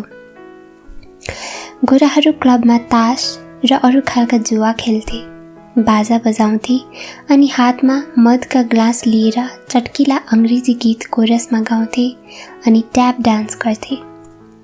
उनीहरूमध्ये कति चाहिँ प्लाजा वा क्यापिटलमा अङ्ग्रेजी सिनेमा हेर्न जान्थे। ठुल्ठुलो चाडमा पुरा ब्रास ब्यान्ड लिएर आउँथे अनि किसिम किसिमका धुन बजाएर रमाइलो गर्थे। कति सिपालु गीताङ्गी गोराहरूले त पुरानो प्रसिद्ध नेपाली गीत रानी बनेमा साँझ मनैमा एक्लै छाडी राख्यौ मलाई पानको दोकानमा को भाका मच्ची मच्ची सुसेल्थे अनि ताल मिलाएर थपडी मार्थे। कहिलेकाहीँ त जुवा खेल्नेहरू मातेको र हारेको झोकमा त्यही भाग र भुकभुक बक्सिङ खेल्थे अनि सुनिन सक्नुका गाली वा शब्द मुखबाट निकाल्थे। अग्ला बलिया आँखा छोप्ने पी क्याप लाएका मिलिट्री पुलिस छुट्याउन वा शान्त गराउन आउँदा तिनलाई पनि तिरिखेरी पार्थे। प्रचण्ड बलिया हुन्थे गोरा सैनिकहरू। बाहिर फेरो पनि गोराहरूले उपद्रो गरेको किस्सा बेला बेलामा सुनिन्थ्यो। कहिलेकाहीँ दार्जिलिङको चौरङ्गी वा कोनट सर्कस, कमर्सियल रो अनि चौरास्ताको समृद्ध सम्पन्न पसलहरूमा झकिझकाउ परेका प्रदर्शनी झ्यालका ऐनाहरू फोरेको सुनिन्थ्यो। गोराहरूले मातेर फोरेछन् भन्ने बहाना हुन्थ्यो। सधैँको एउटै रट अनि कयौँ दिन सहर फौजी गोराहरूको लागि आउट अफ बाउन्ड हुन्थ्यो। कता कता प्रश्न उठ्छ, गोराहरूले ती धनी मानिले क्रय विक्रय गर्ने ऐश्वर्य सम्पन्न केन्द्रका मात्र झ्यालहरू फोरेका किन? मातेर क्षणिक उन्मादले दायित्व शून्य बनाउँदा कि धनाढ्य र दरिद्रका माझको सीमारेखा तिनमा प्रत्यक्ष भएको देखि तिनका अवचेतन मनले विद्रोह गर्दा कुन ठिक कुन चाहिँ सत्य? पुडिङ र पाए अफसर कि जोइलाई, रोटी मात्र खाए सिपाही कि जोइलाई। यो उहिलेदेखि सुनिएको अङ्ग्रेजी झ्याउरीले के इङ्गित गर्छ? यसैको संस्कारले ती अवचेतन मनमा आघात दिँदा दिँदा ऐन मौकामा विस्फोट गराएको त होइन? जे होस्, यी टुम्मीहरूबाट यहाँका गरिब दुखी तर हातमा सिप भएका आइमाईहरूको एउटा उपकार भएको थियो। मुखलिस टुम्मीहरूले आफ्ना फाटेका मोजा र उध्रेका स्वेटरहरू आफूसँगै पोको पारेर ल्याउँथे र ती दुखिनीहरूलाई मर्मत गर्न लाउँथे। मर्मत भइसकेपछि धन्यवाद दिँदै मनग्गी ज्याला दिन्थे। हिसी परेकी ठिटीलाई देखे भने आँखा पनि झिम्काइहाल्थे। ती आइमाईहरूले थिएटर रोडको रेलिङको छेउमा लहरै बसेर चौकीदारको देखरेखमा मर्मत गर्ने काम गर्नुपर्थ्यो। तिनलाई कम्पाउन्डभित्र पस्ने हुकुम थिएन। बिहाइते टोम्मीहरूलाई पनि ढुक्कै थियो। फ्यामिली क्वार्टरमा बसेका उनका जोइहरूले यो काम गरिहाल्थे। सोल्जर्स क्लबको नोकरी जसैलाई मन पर्यो। कमानमा राम्रै करिया भएर बस्नु पर्थ्यो, हरदम त्राही त्राही। तर यहाँ त स्वतन्त्र। त्यसमाथि गोराहरूले वातावरण नै रमाइलो पार्थे। बेला बखतमा 2-4 पैसा बक्सिस अनि सिगरेट र रम पनि कसैले दिन्थे। खानापिनाको लागि ढुक्कै थियो। बाजेको दोकानको चखिलो खाना भोज खाए जतिकै थियो। कमानमा त्यस्तो खाना कहिले पाइन्छ। तर यस्तो भोजदेखि समय अमन हुन्थ्यो र उसलाई कमानमा खाएको सिस्नु, गुन्द्रुक, किनेमा, च्याउ, निङ्ग्रो, रायोको साग आदिको याद आउँथ्यो। मुख फेर्नलाई कहिले त उचोक बजारको चनावालाको पसलबाट भुटेको मकै, चना र मटर अनि अर्को पसलबाट प्याजी वा आलुदम किनेर ल्याउँथ्यो। उसले सरकारी उर्दी पाएको थियो। खाकीको पल्टने कोट, हाफ प्यान्ट, सिउर टुप्पे चेप्टो टोपी अनि हिउँदको लागि बदामी रङको ऊनी कोट र पतलुन, मोजा र कानपुरे बुट अनि एउटा बरमकोट पनि। यता यस्तो चैन र स्वतन्त्र जुनी पाउँदा उसले आफूलाई धन्य सम्झन्थ्यो एवं आफ्ना हात गोडाबाट साङ्लो फुस्के जस्तो लाग्थ्यो। त्यही पनि उसलाई बेला बेलामा राति चारैतिर निस्तब्ध हुँदा उसको अन्तकरणको एक कुनामा पीर परे जस्तो लाग्थ्यो अनि कता कता एउटा अभावले स्पर्श गरेको अनुभव हुन्थ्यो। शैशवमा मातृवियोगले, किशोरमा पितृवियोगले एवं यौवनमा स्त्री वियोगले जत्तिको शून्यता ल्याउँछ, सायद त्यत्तिको अन्य कुनै घटनाले ल्याउँदैन। यस्तै रित्तोपनले सताउँदा एक दिन जसैलाई मालिनीको बिख नै याद आयो। उसले सम्झ्यो, तरुणी सायद कसैसित पहिलो गइसकी होली। एक्लै किन बसिरहन्थी वा बसिरहन पाउँथी? म मात्रै किन? म जस्तो वा म भन्दा असल मान्छेले त्यस्तै राम्री तरुणीलाई त्यसै बस्न दियो होला र? एक्लै बसेकी भए पनि मलाई बिर्सिसकी होली। म जाबोलाई किन नबिर्सिँदी हो? उसैले गर्दा कमानबाट मेरो जरो उकिलिएको हो। ठिक छ, त्यस सत्यवन्तीलाई फलिफाप होस्। एक खालका मानिस हुन्छन्, एउटा कुरो मनमा पस्यो भने त्यही कुरो मनमा खेलाइरहने, कुनै कुरो चितायो भने त्यो गरी छाड्ने, अघि पछि देब्रे दाहिने केही विचारै नराखे। जसै झन्डै त्यस्तै खालको मान्छे थियो। भोलिपल्ट दिन उख्रेको देखेर जसै बिहानी चिया खाएर मूल सडक र फारसको बाटो हिँडेर हेली कमानको शिरको त्यो डाँडोमा आइपुग्यो जहाँबाट मेकी कमान छर्लङ्ग देखिन्थ्यो। उसले स्वर्गङ्गा सदृश्य सेती खोला ओह्रालो बग्दै गएर तलको टार छिचोलेर खोजमा हराएको देख्यो। मेकी कमानको गोदाम देख्यो। कमानमा आफू बसेको धुरा देख्यो। बडा साहेबको अनि अलि पारी छोटा साहेबको कोठी देख्यो। बडा कोठीको नोकर धुरा पनि देख्यो। उसका तिर्खाएका आँखाले आफ्नो झोपडी अनि मालिनीको झोपडी खुट्याउन सके। चियाका बुटाहरू ती उम्रने धरती औ असंख्य दुःख कष्ट सहेर पनि तिनको जगिरामा रगत र पसिना चुहाउँदै युग युग बिताउने आफू जस्तै प्राणीहरूबाट आफू छुट्टिम भएको सम्झदा उसको हृदयमा एउटा असह्य विरहको तरङ्ग उर्ल्यो। उसलाई त्यो पुरानो ठाउँमा अहिले उडेर पुगौँ, आफ्ना जम्मै साथीहरूलाई भेटौँ, लहलह परेका चियाका बोटहरूलाई अँगालौँ अनि त्यहाँको माटोको टीका लगाउँ जस्तो लाग्यो। तर त्यो तरङ्गको बेग घटेर साम्य भएपछि उसको होस फर्क्यो। उता हट्टाबाहर भएको मान्छे, कमानभित्र खुट्टा हाल्न नपाउने अपराधी, मेकी कमानको लागि ऊ मरे जस्तै भएको हो। उसलाई मेकी कमान जाने बाटो अकस्मात पहिरोले दाङदुङ पारे जस्तो लाग्यो। एकपटक खुइय गरेर ऊ निराश भयो। त्यहीँबाट खिन्न चित्त लिएर ऊ उकालो लाग्यो अनि मन नपरी सहरतर्फ फर्क्यो। बाजेको दोकानमा आएर ऊ अडियो। दोकान बाहिर मुडामा बसेर घाम ताप्दै गरेका बाजेले जिज्ञासु भएर सोधे, आज त बडा टाढोबाट आए जस्तो देख्छु, तेरो खाने बेला पनि बितिसक्यो। साहेबले कतै काममा पठाए कि कहाँ पुगेर आइसौ? पिता तुल्य दोकाने बुढालाई जसले आफू कहाँ गएको थियो नढाँटी सुनायो। संसार देखेर पाकिसकेका बुढाले जसैका मनको पीडा बुझे र त्यसको मनको उदासी बादल बन्साउने अभिप्रायले ठट्यौली गरे। किन मन बिगार्छस् चियाका झ्याङहरू सम्झेर? आफ्नो नातागोता त्यो कमानमा छैन पनि भन्छस्? छैन भनिस् होइन त? कि कसैलाई माया गर्थिस्? नानी केटा, पिताको सब थोक बिर्सी आफ्नो भाग्यले पाएको नोकरी राम्ररी गर अनि पछि पछि घरजम पनि गर। खुसीसित जुनी काट कि कसो है? लौ अब भित्र बसेर खा, भोकाइस होला। नोकर केटालाई हपारे। हस्ते ऊ भात दिलाइहाल, कालो दाल कटौरा भरि हालेर दे। बुढाको मन कति प्रेमी र उदार, गदगद भएर जसैले अन्तःकरणबाट बुढालाई मौन श्रद्धा र कृतज्ञता अर्पण गर्यो। त्यहाँ त्यसले यसरी शारीरिक क्षुधाको तृप्ति पायो, साथै मानसिक तृप्ति पनि। जसैले चरम दण्ड पाउँदा मालिनीलाई मैले साह्रै नजाति काम गरेछु भन्ने सुत्ती आयो अनि यसको प्रतिक्रियाले उसलाई धेरै दिन प्रचण्ड रूपले पिरोलिरह्यो। तर दिन जति बित्दै गए उति त्यो प्रतिक्रियाको भयङ्करता हराउँदै गयो। उसले बल्ल निन्द्रा पाउन थाली अनि फुँ हराएको उसको अनुहारमा यौवन सुलभ रङ फेरि चढ्न थाल्यो। कमान छाड्ने राति जसैले उसको दैलोमा छाडिराखेका फर्सीका गट्टा र इस्कुसको कोसेली उसले घरभित्रता लुकाई, तर 2 दिनसम्म तिनलाई छोइन। उसलाई यो एउटा प्रहेलिका जस्तो लाग्यो। जसैले साटो फेर्न जान पालाई मन्त्र फुक्नलाई उरी मलाई बिगार्न छाडिराखेको होला भन्ने शङ्का उसको अन्धविश्वासी मनमा पर्यो। कसैले नदेखेको बेला इस्कुस र फर्सी खोल्सामा मिल्काइदिने मन भयो। कसैलाई दिउँ त्यो पनि अप्ठ्यारो, कहाँबाट पायो भनेर सोधे के जवाफ दिने? अन्ततः कुरा कहाँ पुग्ने हो?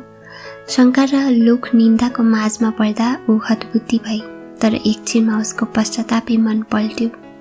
होस्, मरे पनि मरौँ, खान्छु भनेर उसले गट्टा काटेर तिहुन पकाएर खाई। तर उसको टाउकोसम्म दुखेन, मर्नुको कुरा परै गयो। एक्लो जिउ पहिलेले छाडेको कोसेली उसले 7 दिन खाई। त्यो खाँदा उसको मन एकचोटि अमिलो हुन्थ्यो। बेली छोकरी मरेपछि अब त साहिबले बेलायत गएर बिहा गर्छ होला। आधा उमेर ढल्किसक्यो, बिहा गर्न किन नतातिएको होला भनेर राइटर, सरदार र अरू पुराना कर्मचारीहरू साहिबहरू दार्जिलिङको क्लबमा गएका बेलामा भेला भएर आपस्तमा कुरा गर्थे। बडा राइटर भन्थ्यो, अरे तिमीहरूलाई के थाहा, साहेबहरू 40 नपुगुन्जेल आफूलाई छोकडा सम्झन्छन्, 40 नागेपछि मात्र जवान भई भन्दछन् र घरजम गर्ने मेलो गर्छन्। अब हाम्रो बडा साहेबले बिहा गर्ला, फिक्री नगर। तर कोही बिहा नगरी बुढो हुन्छन्, कन्ने केटा भएरै मर्छन्। राजा खाललाई बिहा गर्ने के दरकार? मन बहलाउने सब इन्तजाम छ उनको। क्लब खेल, तमासा, जुवा, race, dance party, pink cat hunting, fishing, फरेनको 101 वाइन, लेडी फरेन, अन्त के खोज्नु? बिहा गर्ने फुर्सद कहाँ छ र? हामी गरिब गुरुबालाई जस्तो हो र? देश खाए शेष भएको अवकाश प्राप्त बेहराले भन्थ्यो। बेली मरेको निकै महिना भयो, तैपनि साहेबले मिम बिहा गरेर घर गृहस्थी गर्ला जस्तो लक्षण देखिएन। उसको नजर मालिनीपट्टि पो परेको छ भन्ने काने साउती सुनिन थाल्यो। कुरा खुस्काउने कोठीका चाकर र कोठी रुङ्नेहरू थिए। कुरा तथ्यहीन थिएन। जसैलाई कमानबाट धपाइदिएकोमा मालिनीले गुण मानेकी होली भन्ने साहेबले अनुमान गरेको थियो। अर्कोतर्फ आफ्नो भित्री मतलब पूरा हुनमा बाधा खडा भएको हटाउने निहु पाउँदा ऊ खुसी भएको थियो। उसले मालिनीलाई बिस्तार बिस्तार गुलियो वचनद्वारा वा अभिभावक चाहिँ सुख दुःखको विषय सोधपुछ गरेर उसको चित्ताकर्षण गर्ने चेष्टा गर्यो।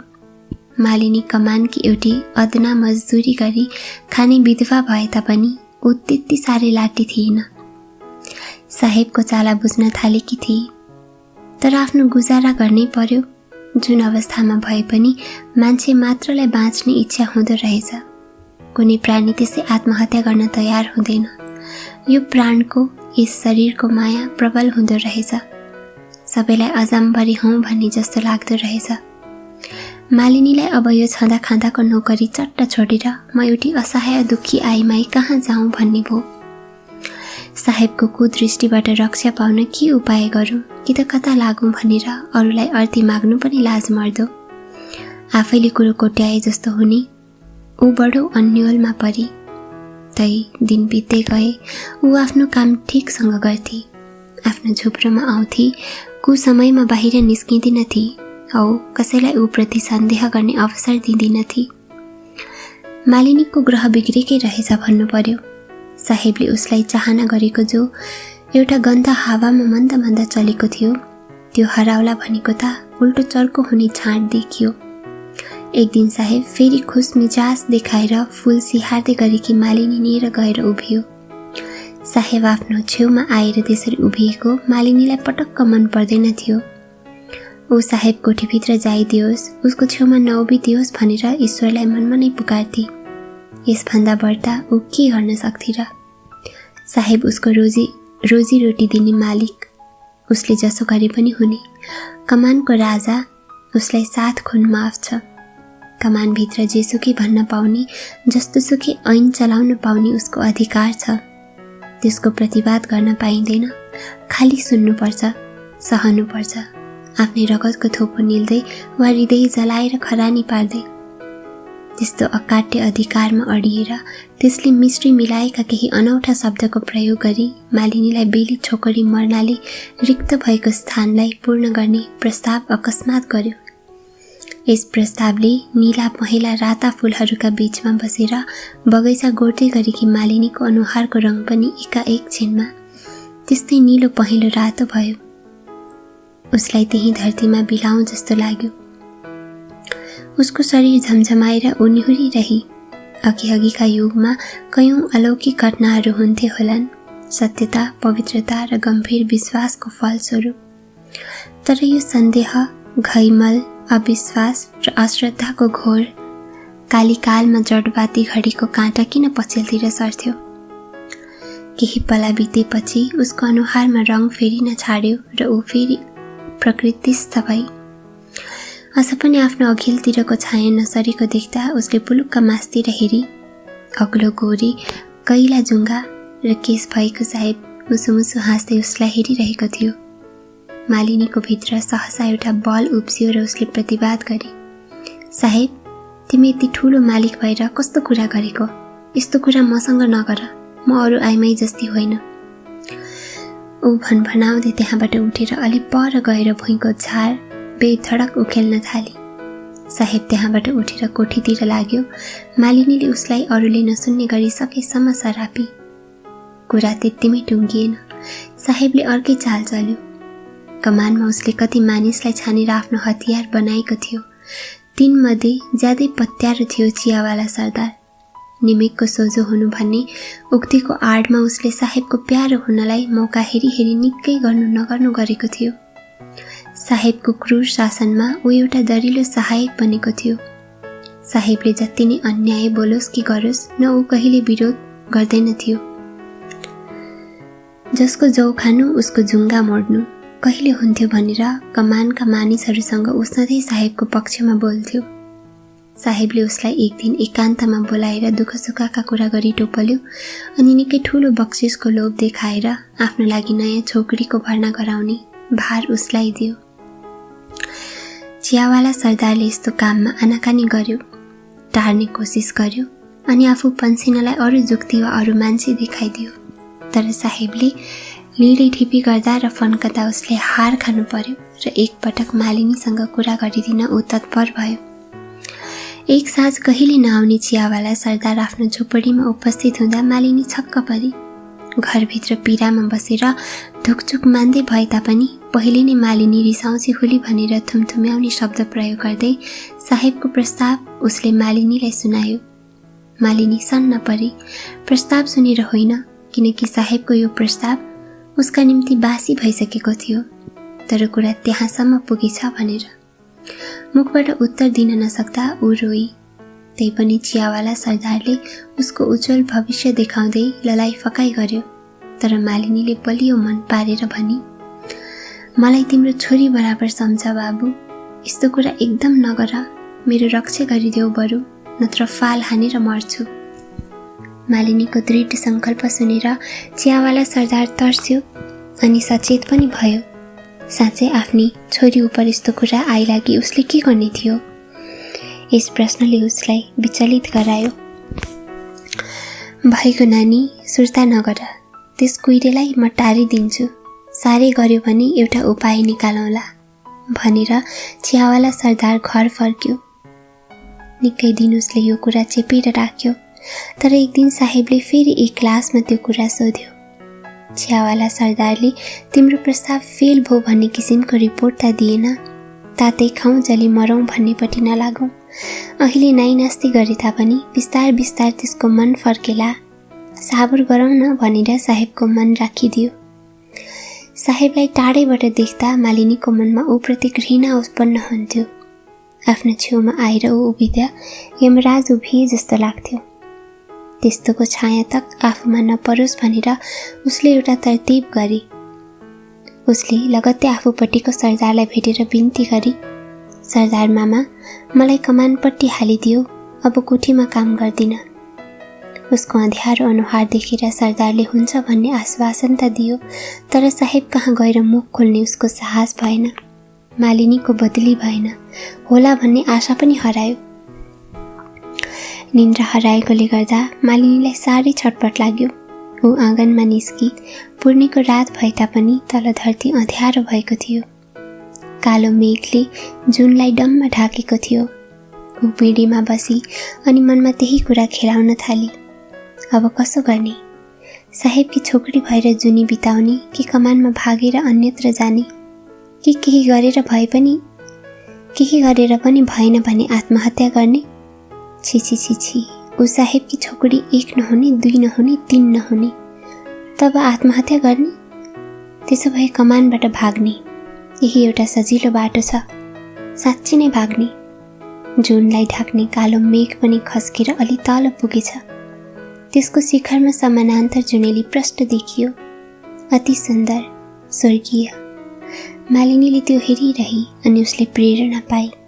मेरो पनि यो कालो ग्रह हटेपछि शुभ दिन आउला, यत्तिकै नरहला।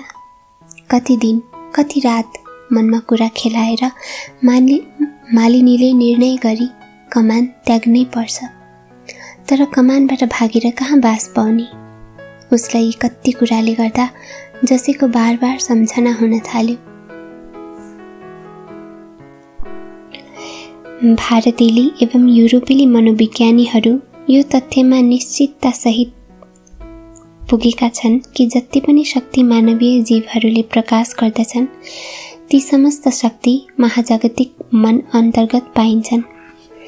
महाजागतिक मन जम्मै शक्तिको मूल हो। महाजागतिक मनको एउटा नित्य स्रोत छ जो आदिकालदेखि प्रवाहित भइरहेको छ।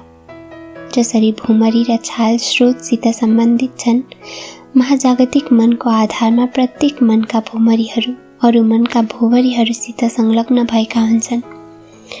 मन आत्मशक्ति हो।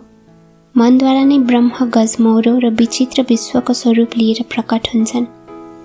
महाजागतिक मन समस्त मनहरूको समष्टि हो।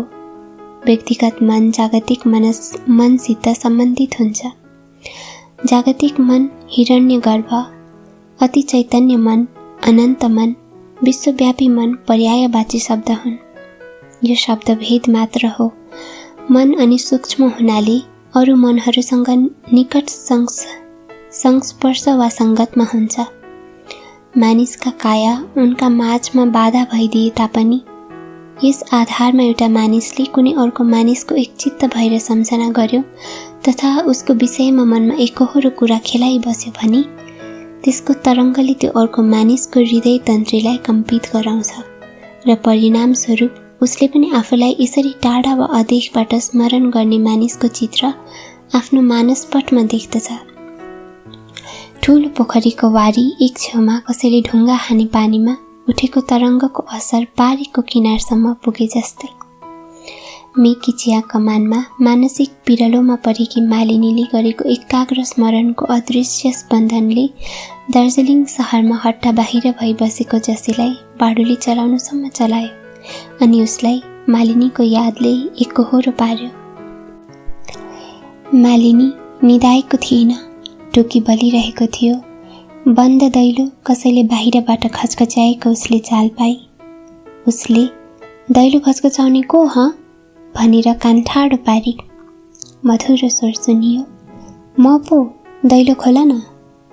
खोल्दिन, को हो अधरातमा दैलो खोल भन्ने? इस्कुस फर्सीको गट्टा क्या त? बिस्तारै उत्तर आयो। मालिनीको आवाज सुनिएन निकै बेर। फेरि बाहिर दैलो खचखचियो एउटा अनुरोध सहित। म जसै चिनेनौ, खोल न। फेरि सन्नाटा। मालिनीले बिरालाको चालले दैलोको एक छेउ तानेर बाहिर चियाई अनि केही मिनेटपछि दैलो उघारी।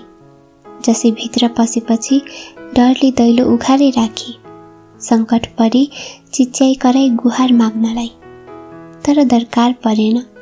बाहिर कसैले नसुन्ने गरी जसैले आफ्नो राम कहानी सुनायो। मालिनीले पनि दुःख सुखको कुरा सुनाई, तर त्यो विशेष कुरा चाहिँ सुनाइन। उसलाई साह्रै अप्ठ्यारो लाग्यो। जसै दाजु, मलाई माफ देऊ, म पापिनीलाई मैले लोग्ने अघि लगाएँ, तिमीलाई पनि हट्टा बाहिर गराएँ। खै के बुद्धि आयो मलाई अर्काको होहोरीमा लागेर, भन्दै ऊ आँसु पुछ्न थाली। छी, त्यो सब बिर्स, हुने कुरा भएर छाड्दो रहेछ। बित्थामा गइसकेको कुरा किन कोट्याइरहनु? मलाई माथि हाई सुख छ। यहाँ कमानमा कमारो भएर जोतिए जस्तो छैन।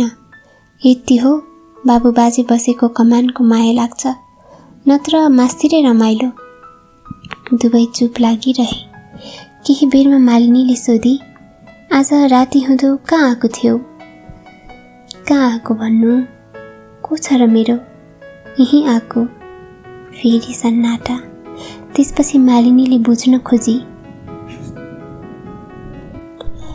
जसै दाजु, मलाई यो कमानमा बस्नु मन छैन।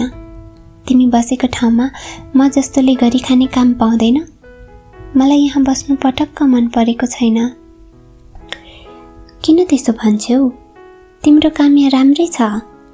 साहेबको कोठीमा काम गर्न छ, ठिकै छ त। मालिनीले आफ्नो मनको कुरा अलि खोली। अरूले देख्दा राम्रै होला, तर कसम हाल्छु मलाई यहाँ बस्ने मन छैन। मेरो मनमा ठुलो पीर परेको छ।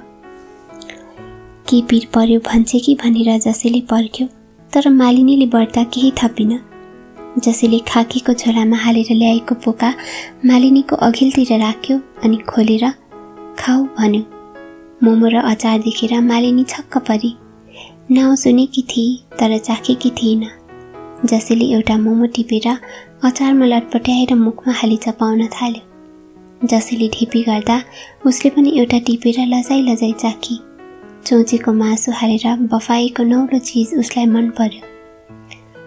उसले जसै भोकाएको होला भनेर अरू खानुलाई भोकको झोकमा जसै 8वटा मोमो खाएर तृप्त भयो अनि रहेका गोटा 5 मालिनीले बिहान खाओस् भनेर पोकामा बाँधिदियो। गोजीबाट त्यसले एक बन्डल बिडी निकालेर मालिनीलाई दिन खोज्यो, तर उसले थापिन, किनकि उसलाई कटुवा सिगरेट आदि बाल्यकालदेखि नै खै किन हो मन पर्दैन थियो। जसैले 2-3वटा बिडी तानिसक्यो अनि झोल्न थाल्यो। मालिनी पनि बसेकी ठाउँमा झोली। एकछिनपछि नोकरधुरामा बडा बेहराको भाले बासेको आवाज दुवैका कानमा परेर दुवै छसङ्ग भएर पिउजे। यो पहिलो डाक थियो। दुनियाँ निद्रित अवस्थामा नै थियो। जसैले त्यहाँबाट फर्कने तर्खर गर्यो, किनकि ढिलो भयो भने कसैले देख्लान्। चौकीदारले पक्रे साहेब कहाँ पुर्याउला र बाँधछाद हुनुपर्ला भन्ने त्रही थियो। उसले त्यहाँबाट निस्केर अँध्यारैमा कसैले नदेखी मेकी कमानको सिमाना काट्यो। घाम झुल्कँदा ऊ फारस गाउँमा चैन्थौ सरदारको चिया दोकानमा पुग्यो। त्यहाँ सरदारनीलाई भेटी ढोगी मेकी कमानमा राति लुकेर साथीभाइलाई भेट्न गएको थिएँ भनी भान पार्यो। दार्जिलिङमा सरदारले राम्रो जुक्ति बताइदिँदा आफ्नो गुजरान भएकोमा कृतज्ञता प्रकट गर्यो। त्यहाँ चिया खाइवरी ऊ आफ्नो ड्युटी गर्न ठिक बेलामा सोल्जर्स क्लबमा हाजिर भयो। जसै हिँडेपछि मालिनीले एकछिन आँखाको बिस मारी बिहान पकाउनु परेन, सिर्फ फिक्का चिया उमाली। जसैले दिइराखेको मोमो र अचार अनि फिक्का चिया उसको त्यो बिहानको आहार भए। त्यस दिनदेखि उसको हृदयमा जसैले सानो ठाउँ ओगट्यो। ऊ आफ्नो काम मन लाएर गर्थी, तर कहाँ जाउँ कसो गरौँ भइसकेकी थिए, किनकि साहेबको कालो छाया पर्दा उसलाई सास थुनिए जस्तो लाग्थ्यो। साहेब उसका आँखामा साहेब थिएन, श्वेत वर्णको यम जस्तै लाग्थ्यो। त्यसलाई देख्दा उसको मुटु त्यसै काम थियो। एक दिन ऊ बगैँचामा काम गरिरहेकी थिए। कोठीको रागी बिरालो उसैको वरिपरि रङ्गालिरहेको थियो। एउटा राम्रो पुतली कताबाट उड्दै आएर एउटा मखमली फूल माथि बस्यो। रागी बिरालो त्यसलाई देखेर छोप्दै गयो। पुतली तर्सेर त्यहाँबाट उडी अर्को फूलमा बस्न पुग्यो। बिरालो त्यहाँ पनि उफ्रँदै पुग्यो, तर पुतली त्यहाँबाट उडेर फेरि अर्को ठाउँमा पुग्यो। आत्मरक्षाका लागि पुतली फूलबाट असमानतिर उडेर एकछिनमा अदृश्य भयो। बिरालो आकाशपट्टि फर्केर बुलुक बुलुक उफ्री टोपल्यो, तर पुतलीलाई पक्रेर आफ्नो कब्जामा पार्न सकेन। मालिनीले एक दिठ लाएर त्यो रमिता हेरिरहेकी थिए। उसलाई दैवले आँखा उघारिदिए जस्तो लाग्यो। कमानबाट फुत्केर त्यस यमराजको नराम्रो दृष्टिबाट सधैँका निम्ति त्यही पुतली चाहिँ आफ्नो रक्षा गर्न उसले दृढ सङ्कल्प गरी। लाजै लागे तापनि एक दिन बिहानै बाटो रुँगेर शहरबाट डाक र अरू थोक ल्याउन जाने रोटीवाला बुढालाई मालिनीले जसैसित भेट हुन्छ कि भनी सोधपुछ गरी। रोटीवालाले उत्तर दियो, हुन्छ नै भेटघाट, सबैलाई सोध्छु बिचरा। हन हिजै हो, तिम्रो पनि कुरा गर्दै थियो, कस्तो छौ भनेर सोध्दै थियो, केही काम छ कि? मालिनीले भनी, उसले मलाई एक खेप भेटे हुन्थ्यो, एकदम जरुरी परेको छ। लौ लौ हुन्छ, म आजै समाचार पुर्याइदिउँला। बुढा आश्वासन दिएर कोठीतिर लाग्यो। त्यही दिन त होइन, भोलिपल्ट जसैलाई बाटोमा भेटिकन समाचार सुनाइदियो। यो समाचारले जसैको मनमा खुलदुली मच्चायो। 2 दिनपछि माझ हप्तामा क्लब बन्द थियो। त्यही दिन मौका छोपेर राति कसैले नचिन्ने गरी जसै मालिनीको झोपडीमा पुग्यो। मालिनी खुसीले गदगद भई अनि अरू फाल्तु कुरामा समय नष्ट नगरी उसले मेकी कमानबाट त्यही राति भाग्ने कुरा गरी। के पीर पर्दा भाग्ने अठोट गरेकी हो उसले यसपालि जसैलाई सबै कुरा मनमा नराखी भनी। शुभ साहितले आजै पो छोपेछ भनेर जसै पनि भित्रभित्रै खुसी भयो, प्रकट गरेन। बरु लाटो भई टोपलेर भनी पठायो, कस्तो भाग्ने कुरा गरेको, साहेबले त राम्रै कुरा गरेछ, मजासित मेम साहेब भएर बस न। राम्रो ठाउँमा सानो तिनो कोठी जस्तै घर बनाइदिएको छ, आफूले दुःख गर्नु पर्दैन। एकजना औरत एकजना मर्द नोकरहरू राखिदिएको छ। भन्ने मौका पायौ खुब भन, म पनि उस्तै त्यो सब कुरा सुनाएर भुल गरेछु। अझै केही भन्नु छ? मालिनी ठुस्स परी। किन रिसाइहालेको, खुसी भएर ठट्टा गरेको, बुझ्यौ न? जसैले कुरा सपार्यो। मालिनीको श्री सम्पत्तिको नाउँमा थिए एक सरो ओढ्ने ओछ्याउने, पकाउने खाने भाँडा बर्तन, केही मामुली लत्ता कपडा अनि काठको एउटा सानो बाकस। कमानले दिएको एउटा ठुलो टोकरी थियो, जसैले त्यसैमा भाँडा बर्तन मिलाएर हाल्यो। त्यसमाथि उड्ने ओछ्याउने पट्याइवरी हाल्यो अनि ती नहल्लिने र नखस्ने गरी डोरीले कस्यो। काठको सानो बाकसमा मालिनीले आफ्ना लाउने लुगा र अरू खतराक खुत्रुक चिज मिलाएर हालेर बन्द गरी। मालिनीले ढिब्री बत्तीको सहाराले झोपडीभित्र कुना काप्चा हेरी केही छुट्यो कि भनेर। जसै झोपडी बाहिर आएर उभियो, छेउछाउ र टाढासम्म निरीक्षण गर्यो अनि कान ठाडा पार्यो। चालचुल केही सुनिएन। भित्र पसेर जसैले नाम्लो लाएर टोकरी पिठ्यौमा बोक्यो अनि मालिनीले हलुङ्गो काठको बाकस र निभाएको ढिब्री बत्ती। मध्यरातमा दुनियाँ विच्छेद भएको बेलामा मालिनीले जसैलाई आफ्नो अगुवा बनाएर मेकी कमानबाट बिदा लिए। दुवै चाल मारेर कमानको तेर्सो बाटो हिँड्न थाले। ठाउँ ठाउँका धुरातिरबाट कुकुरहरू भुकेको सुनियो। बडा साहेबको कोठीको भोटे कुकुर पाखा थर्काउने गरी भुकेको सुनियो। मालिनी डरले आत्तिए। दुवैले अडिएर कोठी भएको दिशातिर हेरे। एउटा बत्ती देखियो अनि त्यो बत्ती कोठीभित्र पसेर हरायो। कुकुर भुक्दा चौकीदार लालटिन लिएर बाहिर हेर्नु निस्केको होला, केही नदेखेर भित्र पस्यो। जसैले अड्कल लाएर मालिनीले मात्र सुन्ने गरी भन्यो। दुवै हिँडे तर मालिनीको डर हत्तपत्त हराएन। बार बार पछिल्तिर फर्कँदै हेर्दै जसैको पछि पछि स्वाँ स्वाँ गर्दै हिँडी। सेती खोलाको साङ्गो नागेपछि मालिनीको डर हरायो र दुवै बिस्तार बिस्तार चोर बाटो लागे। चन्द्रमाले साथ दिए। आकाश उघ्रेको थियो। अर्धचन्द्र र तारामण्डलले आकाश सुशोभित भएको थियो। केवल समय समयमा सिमलका भुवा जस्ता खण्डित बादल उडेर आएर चन्द्रमालाई छेल्थे र पृथ्वी तलमा कता कता छाया पर्थ्यो। हेली कमानको शिरमा फारस गाउँ आइपुग्दा भालेको पहिलो डाक सुनियो। चैनधोज सरकारको घर बन्द थियो। चैनधोज सरदारको घर बन्द नै थियो। जाति नै भयो, नत्र उत्सुक भएर सरदार सरदारनीले खोजनीति गर्ने थिए। के भन्नु, त्यसबाहेक ढिलो अवश्य हुने थियो। बरु पछि एक दिन आएर भेटघाट गरौँला, यही सोच्दै जसै उकालो हिँडेको हिँडै भयो। फारसको बाटो पार गरेर मूल सडकमा आइपुग्दा पार हिमालयमा घामको टक परेको देखियो। सडकको देवलमा भारी बिसाएर दुवैजनाले ढुक्क भएर धेरै बेर थकाइ मारे। उनीहरू जसैको बासमा आइपुग्दा ठ्याक्क 7 बज्यो। आफ्ना छिमेकीहरू र दोकानी बाजेलाई जसैले घरजम गर्ने सुइँको भर्खर भर्खरै दिएको थियो। भारी तारी लिएर दुईजना त्यहाँ पुग्दा नौकरानमा चहल पहल मचियो। छिमेकीहरूले घरभित्र पसेर मालिनीलाई धित मरुन्ज्याल हेरे। रूप रङ स्वास्थ्य राम्रो भएकी युवतीलाई देखेर सबै मुक्त भए। तर उनका कुरा सुनेर मालिनी असमञ्जसमा परी। कहाँ जाउँ, के गरौँ भई। जसैको सहायता लिएर ऊ अवश्य कमानबाट भागेकी थिए, तर जसैकी दुलही हुन उसले स्थिर गरेकी थिएन। होइन, म जसैकी दुलही हुन आएको होइन, कमान छाडेको मात्र हुँ। त सोध्नी होला, त्यति राम्ररी कोठीमा काम गर्दै गरेकी कोही आफन्त नभएकीले अत्तो न पत्तोमा कमान किन छाड्यो भन्ने। साँचो कुरा कहिदिउँ भने लौ साहेबसित बात लागेकी रहेछ र पो भागेछ भन्ने होला। यहाँ तक आइपुगे, अब यहाँबाट कहाँ जाउँ।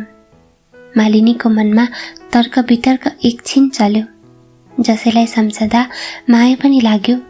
फेरि उसको गुण सम्झी अनि उसले मन बढ्ता डुलाइन र अन्तिम फैसला गरी। हुन त उसको यति छिटो र एक्कासी कसैसँग फेरि घरबार गर्ने इच्छा थिएन, तर परिस्थितिले गर्दा ऊ त्यसो गर्न राजी हुनै पर्यो। त्यस कुहिरेको पुतली भएर अपमानित हुनुभन्दा वा धर्म गुमाउनुभन्दा यही ठिक छ भन्ने उसले ठानी। कसैको निन्दित वा हेला होचो हुने सवालै उठ्दैन भन्ने कुराले उसको विचारलाई अझ पुष्टि दियो। उसलाई हेर्न आउनेहरू बाहिर गएपछि उसले जसैलाई भनी, तिमीले जित्यौ, मैले हार मान्नै पर्यो। त्यो बेलुका दोकानी बाजेले दुवैलाई टिको लगाइदिएर विशासय आयु होस्, सुख सञ्चली र मेलमिलापसँग जुनी काट भन्ने आशिक दिए। जसैले पितातुल्य बुढालाई खुट्टामा ठोकिदियो। मालिनीले पनि भुइँ सोरेर ठोकी। छिमेकी मार्का मार्किनी, बेहरानी र माली र उसकी स्त्रीले पनि दुवैका निधारमा अक्षता टाँसिदिए। सबैले मिलेर सानोतिनो भोज पनि लाए। दोकाने बाजे घर फर्केपछि मार्का र बेहराले घरबाट एक एक बोतल रम लिएर आए अनि आधा रातसम्म पार्टी चल्यो। उता मालिनीलाई गैर हाजिर देख्दा साहेबले खोजी गर्यो। कसैले केही भन्न सकेन। साहेबले उसको झुप्रोमा हेर्न चौकीदार पठायो।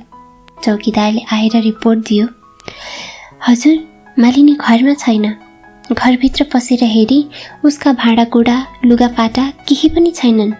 ऊ राति नै भागे जस्तो छ। वरिपरिका सबै चौकीदारहरूलाई कोठीमा बोलाहाट भयो।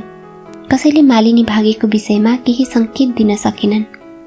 साहेबले चौकीदारहरूलाई र कोठीका नोकर चाकरलाई अंग्रेजीमा असाध्य गाली गर्यो।